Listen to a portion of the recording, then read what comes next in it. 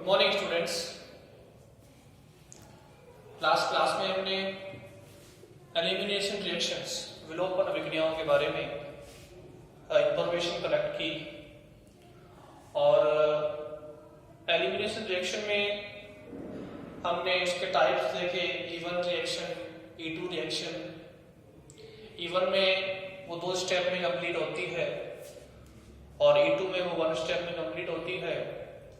E1 में intermediate बनता है कार्बोकैटायन फर्स्ट स्टेप में हाइड्रोलाइटिक क्लीवेज से, और फिर सेकंड स्टेप में हमारा जो बेस होता है, क्षार होता है, वो अटैक करके कार्बोकैटायंस पर और एल्कीन्स का फॉर्मेशन कर देता है।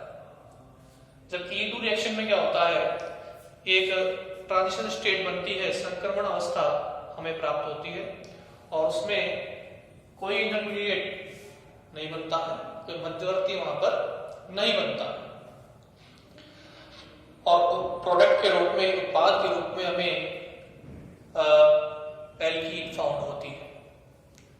आफ्टर एलिमिनेशन रिएक्शंस, विलोपन अभिक्रियाओं के बाद वी गो फॉर रीअरेंजमेंट, पुनर्विन्यास अभिक्रियाएं, रीअरेंजमेंट रिएक्शंस।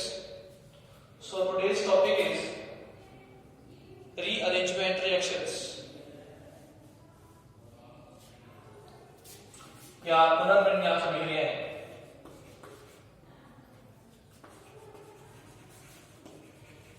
रीअरेंजमेंट रिएक्शंस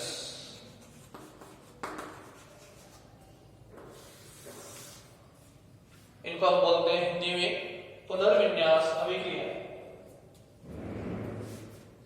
क्या बोलेंगे? पुनर्विन्यास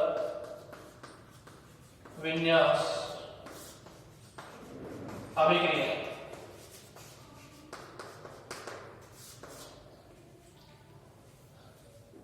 In rearrangement reactions, atoms or group of atom migrate from one position to another position in the molecules. Rearrangement reactions में क्या होता है, ग्रुप ऑफ एटम या atoms का एक पोजीशन से दूसरी पोजीशन पे शिफ्टिंग होता है, माइग्रेशन होता है, जिससे हमें क्या होगा, एक नया प्रोडक्ट फाउंड होता है। And this type of reactions are known as rearrangement reactions. Such reactions are also called isomerisation reaction. See, ये एक मॉलिक्यूल है AB, ए पे जुड़ा है X, बी पे जुड़ा है Y, कोई भी ग्रुप, ठीक है। अब देखिए क्या होगा, आफ्टर रीअरेंजमेंट ए से जुड़ जाएगा Y और बी से कनेक्ट होगा X। तो क्या हुआ, ये ग्रुप है X और Y, दो ग्रुप्स हैं, इनमें रीअरेंजमेंट के बाद ए से जुड़ गया Y और बी से जुड़ गया X और हमें एक नया प्रोडक्ट फाउंड हो गया। ऐसे देखिए, A double bond B, single bond C. अब क्या होगा, ये डबल बॉन्ड यहां से यहां शिफ्ट हुआ, अब क्या बन जाएगा, A single bond B double bond C. ये एक नया प्रोडक्ट हमें फाउंड हो गया। तो विलोपन अभिक्रियाओं में क्या होता है, किसी एक परमाणु या समूह का एक स्थान से दूसरे स्थान पर विस्थापन होता है, जिससे हमें एक नए उत्पाद की प्राप्ति होती है। इसे हम कहते हैं विलोपन अभिक्रियाएं, और इन्हें हम समावयवीकरण अभिक्रियाएं भी कहते हैं, ठीक है। एग्जाम्पल के लिए देखो, ए और बी से मान लीजिए X और Y दो ग्रुप जुड़ रहे हैं। अब ए से जुड़ गया Y और बी से जुड़ गया X, तो हमें एक नया उत्पाद प्राप्त हो गया, एक नया प्रोडक्ट में फाउंड हो गया। ऐसे देखो, यहाँ पे क्या हो रहा है, डबल बॉन्ड इस पोजीशन से इस पोजीशन में शिफ्ट हो रहा है, जिससे क्या हुआ, हमें एक नया उत्पाद, नया प्रोडक्ट में फाउंड हुआ। तो यहाँ पे हो रहा है ग्रुप्स का ट्रांसफर, ग्रुप का स्थानांतरण, और यहाँ पे हो रहा है डबल बॉन्ड का स्थानांतरण या डबल बॉन्ड का migration. So it is known as elimination reactions.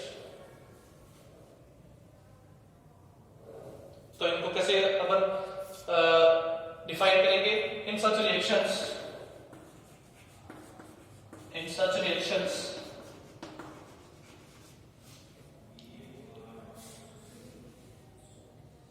one atom, an atom or group of atom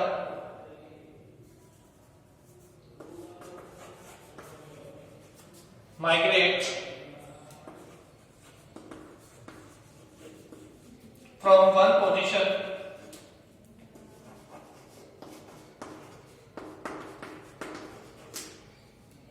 to another position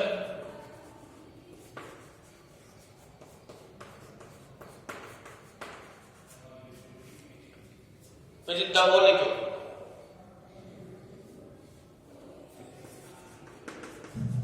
With in the same molecule. Clear? चलिए डेफिनेशन लिखें और फिर ये एग्जांपल लिखें। हिंदी मीडियम वाले लिखें ऐसी अभिक्रियाएं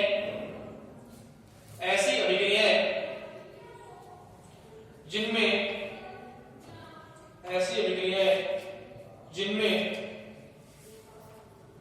अणु में उपस्थित परमाणु या समूह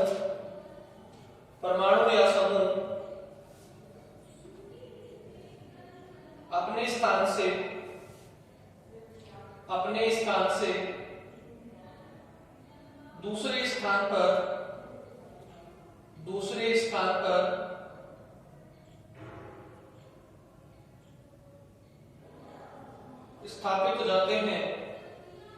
स्थापित हो जाते हैं पुनर्विन्यास अभिक्रियाएं कहलाती हैं।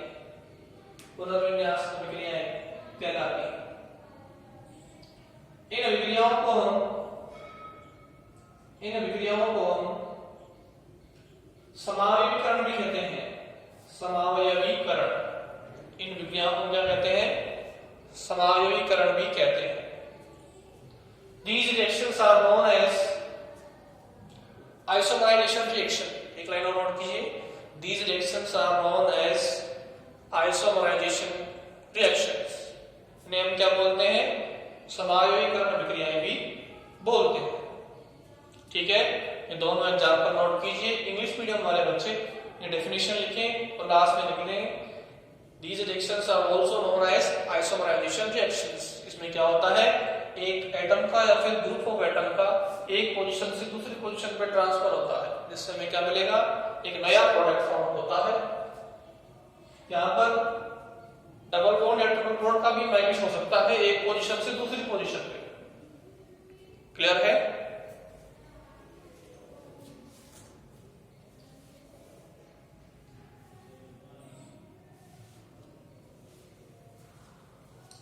तो ये एक जनरल डेफिनेशन होगी एलिमिनेशन रिएक्शंस की।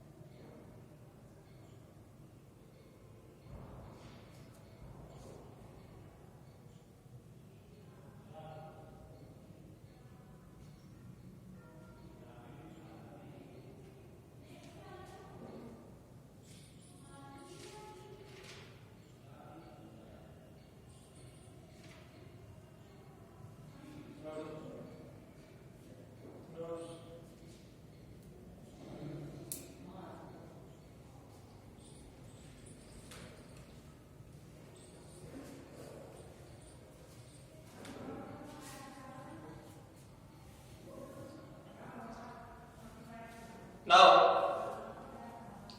we go for the examples of these reactions। इन क्रियाओं के हम उदाहरण देखते हैं। सबसे पहला एग्जांपल देखिए, सिंपल सा है। ये हमने एक मॉलिक्यूल लिया,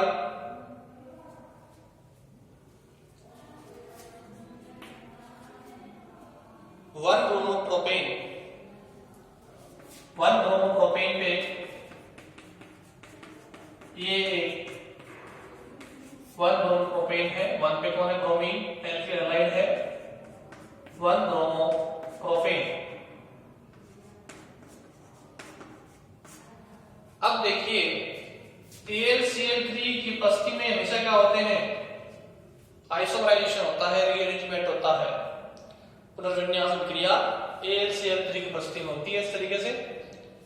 और ये Br यहां से हटके इधर आ जाएगा सेकंड पोजीशन पे, यहां पर है 1 पोजीशन पे, और यहां से जो H है वो आ जाएगा Br की जगह, तो H आ जाएगा Br की जगह, Br आ जाएगा H की जगह। तो क्या करेंगे, दो पोजीशन से सेकंड पोजीशन से H हटाया, क्या लगा दिया Br, और यहां पे क्या लगा दिया Br की जगह H, क्या बन गया ये 1 2 3, 2 पे कौन है ब्रोमो, क्या नेम हो जाएगा 2 ब्रोमो प्रोपेन। ठीक है, तो ऐसे क्या हुआ, यानी कि हो क्या रहा है,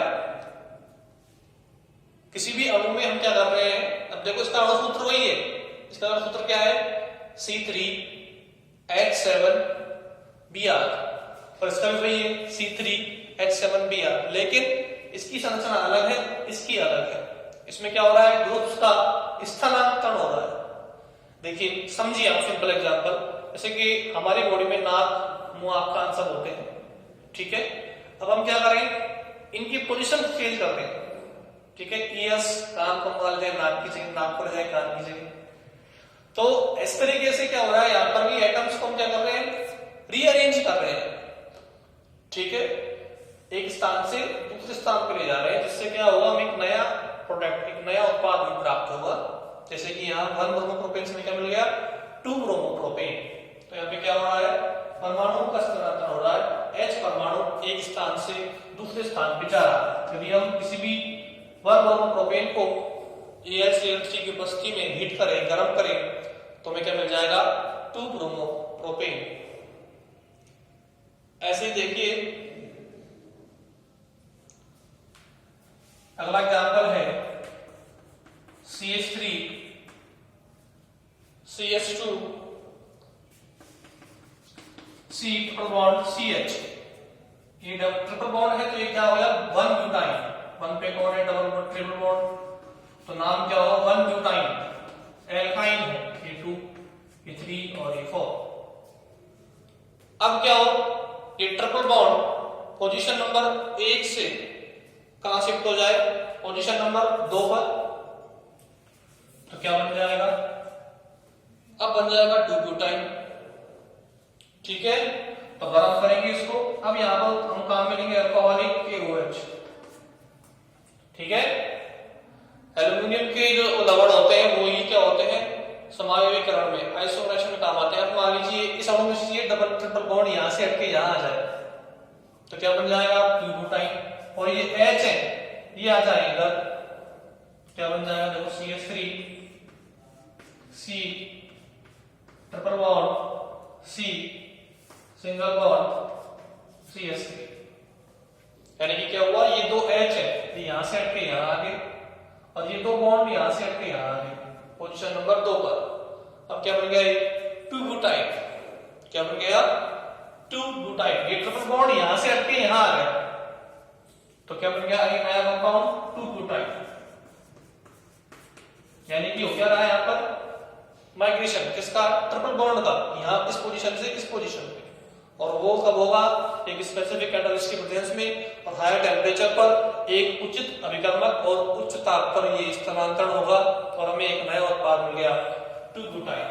तो 1 ब्यूटाइन से मिलेगा 2 ब्यूटाइन, 1 ब्रोमो प्रोपेन से मिलेगा 2 ब्रोमो प्रोपेन। इसको हम क्या बोलते हैं, आइसोमराइजेशन भी बोलते हैं, समायोगीकरण अभिक्रिया भी बोलते हैं। और देखिए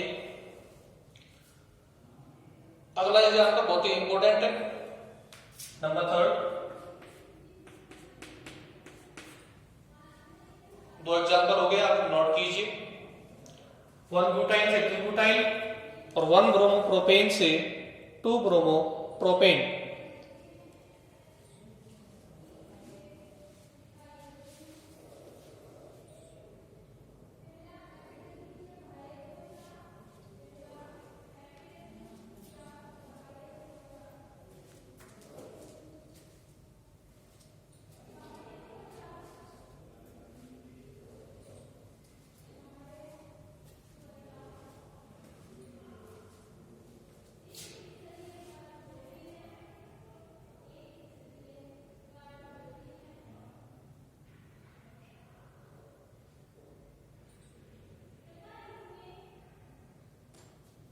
अब देखिए नेक्स्ट एग्जांपल लेते हैं रीअरेंजमेंट का, पुनर्विन्यास का।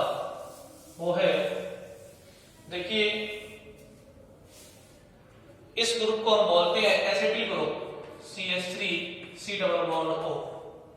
ये एक संयुक्त है, इससे हमने जोड़ दिया फ्री है एंड नाइट्रोजन एटम। इसको बोलेंगे हम नाइट्रीन। नाइट्रीन में क्या होता है, एक वैलेंसी फ्री होती है, दो लोन पेयर जुड़े होते हैं इस तरीके से। तो इसका नाम है एसिटिल नाइट्रीन। क्या नेम है इसका, एसिटिल नाइट्रीन, एसिटिल नाइट्रीन। अब क्या कराएंगे, इसको हम करेंगे हीट। हीट करेंगे तो इसमें क्या होगा, रीअरेंजमेंट। कैसे, ये जो लोन पेयर्स है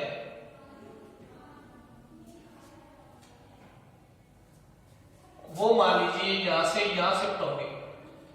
जैसे यहां शिफ्ट होंगे कार्बन की वैलेंसी क्या जाएगी 5, क्योंकि 1 2 3 4 4 तो है, कार्बन की वैलेंसी 4 होती है। लेकिन जब ये इलेक्ट्रॉन यहां से आएंगे तो जाएगी 5 5 हो जाएगी, वो संभव नहीं है। तो क्या होगा, ये समूह अपने इलेक्ट्रॉन लेकर के कहां चला जाएगा, इस एन पर चला जाएगा। जब ये लोन पेयर यहां से आएंगे तो कार्बन की वैलेंसी 4 से ज्यादा हो जाएगी, जो पॉसिबल नहीं है। तो क्या होगा, ये इस CH3 का क्या होगा, माइग्रेशन, स्थानांतरण होगा। यहां से इलेक्ट्रॉन लेके ये CH3 का हो जाएगा इस एंड पर। अब देखो क्या बन जाएगा, ये तो यहाँ पर रहेगा C डबल बॉन्ड O तो यहाँ पर रहेगा। ये जब लोन पे यहाँ इनको C में रहने क्या जाएगा, डबल बॉन्ड, तो ये डबल बॉन्ड। एंड पे दो लोन पेयर थे, एक लोन पेयर यहाँ काम जाएगा तो ये रह गया, और एंड से कौन जुड़ जाएगा, ये CH3, तो ये CH3 जुड़ गया। अब क्या बन जाएगा, ये मेथिल और ये आइसोसाइनेट होता है ना, साइनेट इसको बोलते हैं N double bond C double bond O, methyl isocyanate. इसको क्या बोलेंगे, आइसोसाइनेट ग्रुप, तो इसका नेम होगा मेथिल आइसोसाइनेट।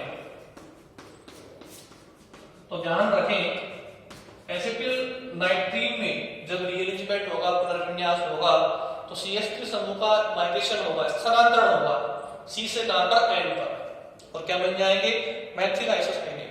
तो नाइट्रीन जो कि मध्यवर्ती होता है, इंटरमीडिएट होता है, उसका जब रीअरेंजमेंट होता है, पुनर्विन्यास होता है, तो हमें क्या मिलते हैं, मेथिल आइसोसाइनेट प्राप्त होते हैं। तो नाइट्रीन गिव्स मेथिल आइसोसाइनेट या आइसोसाइनेट ऑन रीअरेंजमेंट। नाइट्रीन पुनर्विन्यास के बाद क्या देता है, मेथिल आइसोसाइनेट देता है। तो आप इसे नोट कीजिए, इंपॉर्टेंट एग्जांपल है रीअरेंजमेंट रिएक्शन का।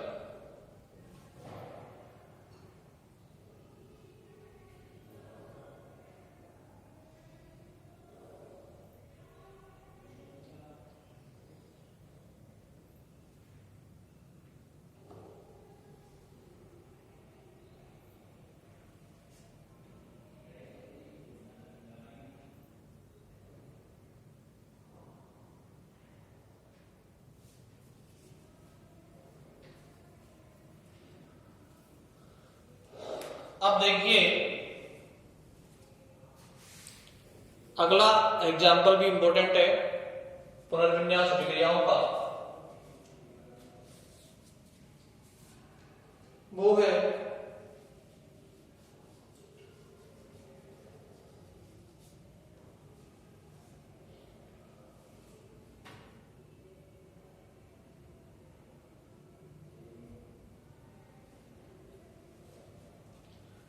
नेक्स्ट एग्जाम्पल लेते हैं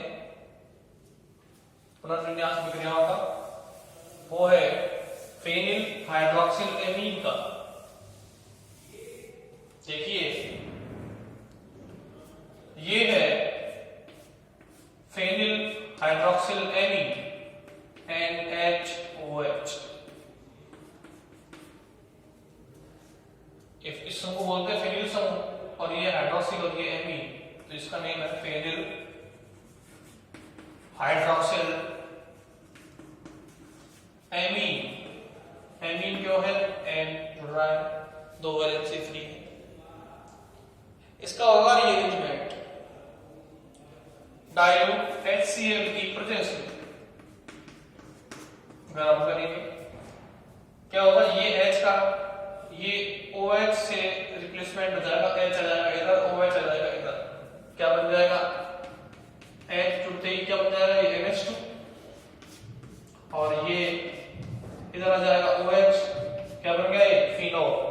देखो बेंजीन पे क्या जोड़ देंगे, OH, क्या बन गया, फिनोल। फिनोल के ये ऑर्थो, ये मेटा, ये पैरा, पैरा पे कौन है, अमीनो ग्रुप, क्या बन जाएगा, फेनिल हाइड्रोक्सिलेमीन के पुनर्विन्यास से क्या बन जाएगा, ये फिनोल बन गया। देखो बेंजीन पे OH और उसके पैरा पे कौन है, अमीनो, तो क्या बन जाएगा, पैरा अमीनो फिनोल।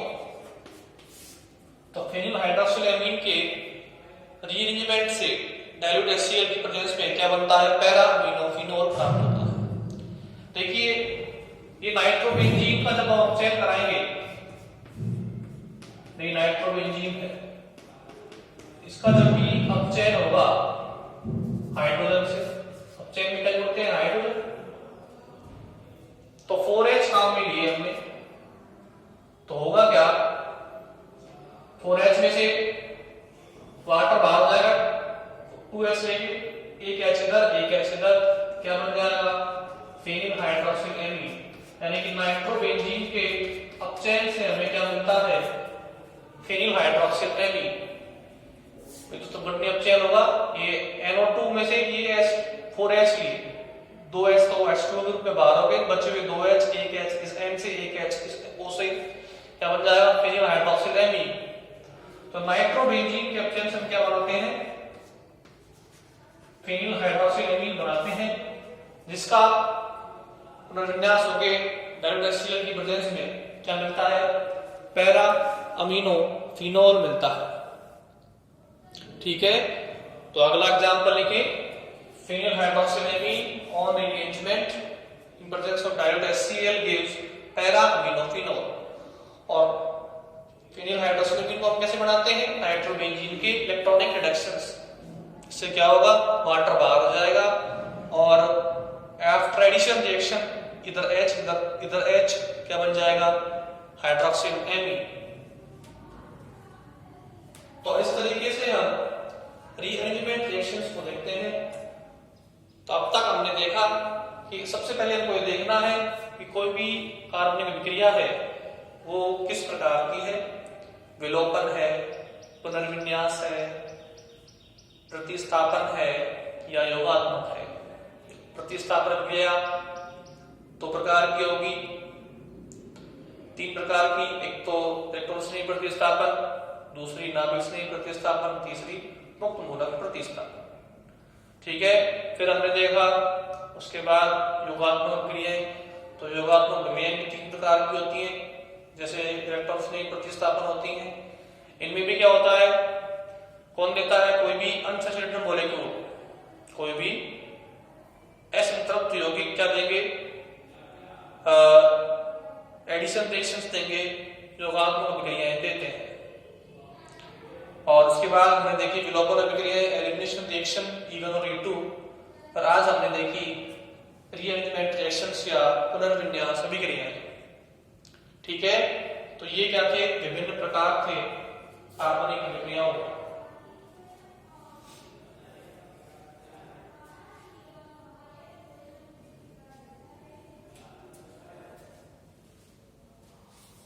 अब देखिए इन अभिक्रियाओं के बाद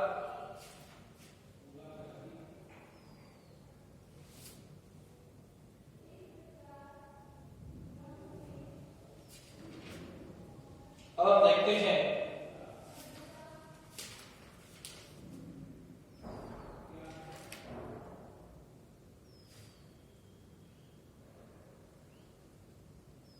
energy concentration in organic reaction. अगला टॉपिक है हमारा energy concentration in organic reaction, कार्बनिक अभिक्रियाओं में ऊर्जा चिंतन।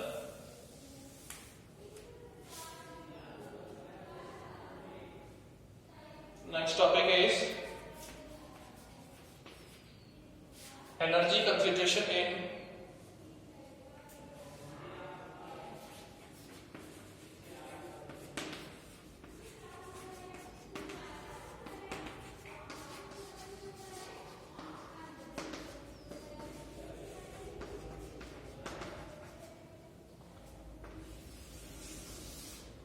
कार्बनिक अभिक्रियाओं में ऊर्जा चिंतन।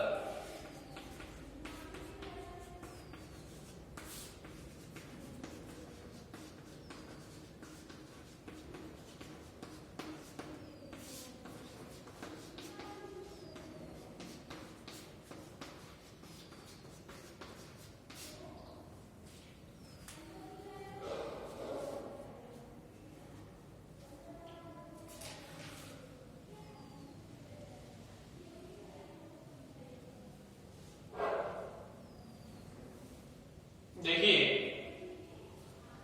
कोई भी केमिकल रिएक्शंस होगी वो एनर्जी के हिसाब से या तो एंडोथर्मिक या फिर एक्सोथर्मिक होगी, यानी कि या तो वो होगी ऊष्माक्षेपी या वो होगी ऊष्मा शोषी। अब देखिए, दोनों टाइप्स की रिएक्शन हम देखते हैं। ये क्या है, एक एनर्जी प्रोफाइल डायग्राम है, एक ऊर्जा आरेख है किसी कार्बनिक अभिक्रिया का।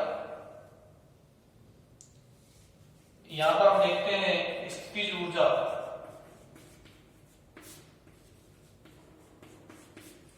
और यहां पर हम देखते हैं अभिक्रिया की प्रगति।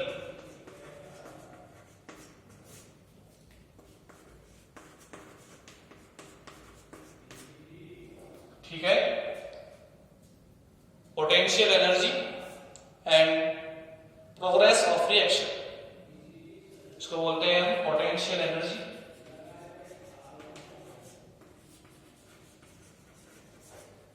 और ये प्रोग्रेस ऑफ रिएक्शन।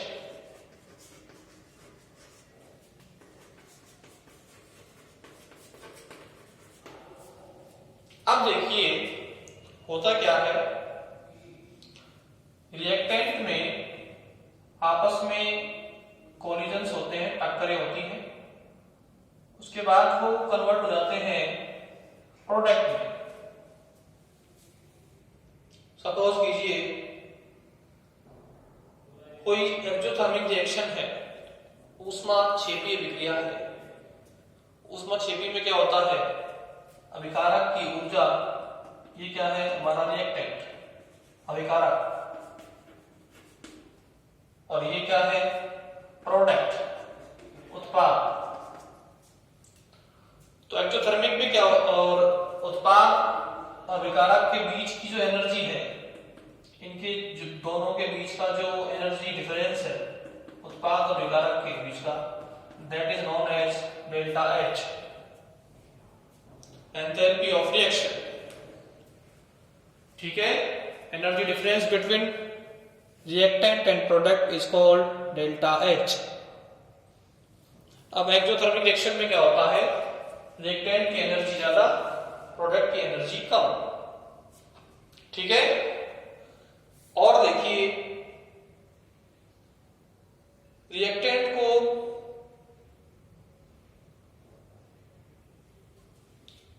अगर मान लीजिए हमने रिएक्टेंट को ये एनर्जी चाहिए, इतनी एनर्जी चाहिए प्रोडक्ट में कन्वर्ट होने के लिए, यानी कि मिनिमम इस एनर्जी के बिना वो प्रोडक्ट में कन्वर्ट नहीं हो सकता। तो energy gap between reactant and this is known as activation energy EA। ठीक है, ये क्या है, एक्टिवेटेड कॉम्प्लेक्स,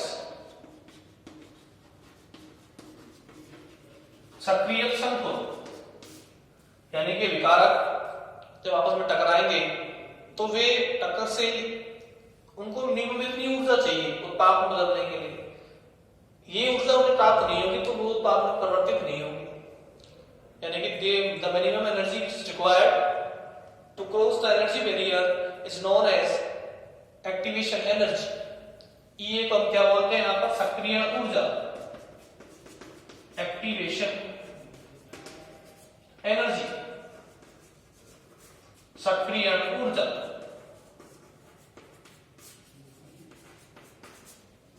ठीक है, और इसको बोलते हैं हम सक्रिय संकुल, एक्टिवेटेड कॉम्प्लेक्स। तो विकारक से उत्पाद में परिवर्तित होने के लिए हमें न्यूनतम ऊर्जा की आवश्यकता होती है जिसको पार करके वो उत्पाद में परिवर्तित होता है, उसको हम बोलते हैं सक्रिय ऊर्जा। The minimum energy which is required to cross the energy barrier for conversion of reactant into product is known as activation energy. Clear है? अब if the reactant की एनर्जी प्रोडक्ट से क्या है, ज्यादा है, मोर है, तो क्या होगा, एक्सोथर्मिक रिएक्शन होगी।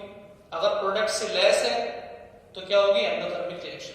देखो यहाँ पर ये रिएक्टेंट की एनर्जी, ये प्रोडक्ट की एनर्जी, तो लेस किसकी है, प्रोडक्ट की, मोर किसकी है, रिएक्टेंट की। तो एनर्जी डिफरेंस क्या होता है, डेल्टा एच बराबर एच किसका, प्रोडक्ट का, एच किसकी, प्रोडक्ट माइनस एच किसकी, रिएक्टेंट।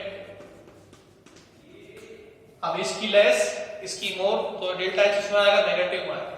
जब डेल्टा एच नेगेटिव होगा तो कौन सी रिएक्शन होगी, एक्सोथर्मिक, और जब डेल्टा एच क्या आएगा पॉजिटिव तो कौन सी रिएक्शन होगी, एंडोथर्मिक। यानी जब डेल्टा एच का मान ऋणात्मक आएगा तो वो होगी ऊष्माक्षेपीय विक्रिया, और जब डेल्टा एच का मान क्या आएगा उस पॉजिटिव तो होगी ऊष्माशोषीय विक्रिया। ठीक है, तो इसके बारे में हम डिटेल से स्टडी अगली क्लास में करेंगे। आज के लिए इतना है।